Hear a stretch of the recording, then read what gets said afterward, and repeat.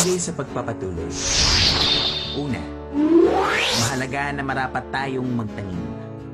Magtanim ng sigya at pag-asa sa bawat taong ating nakakasalamuha. Sapagkat kanilang hinihintay na masilayan ang iyong apoy at alab na napapanatili mong buhay pangalawa. Kung akala mong walang nakakakita ng iyong mga pagsusumikap na pabutihan ng mga bagay na iyong ginagawa ay nagkakamali ka. Ipako ang paninindi sa kung alin na ang nawawala bagkus sa kung alin ang nariyan pa pangatlo. Bawat pagkakataong makapag-iwan ng magagandang paalala at alaala ay marapat na gawin kasama ng mga minamahal para matutuhan rin nilang malaman ang kahalagahan ng pag-iiwan ng kanilang bakas ng paghinga sa mundong kanilang ginagalawan ng pang-apat.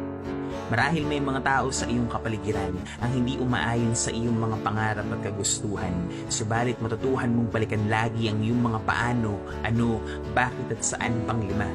Hindi mo man kadalasang maunawaan kung bakit pa mahirap na pagsubok ang iyong pinagdaraanan, hindi ito para ikaw ay ibaba at maiwanan, kundi ikaw ay panatilihing maging malakas, hitik at hinog sa bawat karanasan pang-anim hindi man natin kadalasang maamin.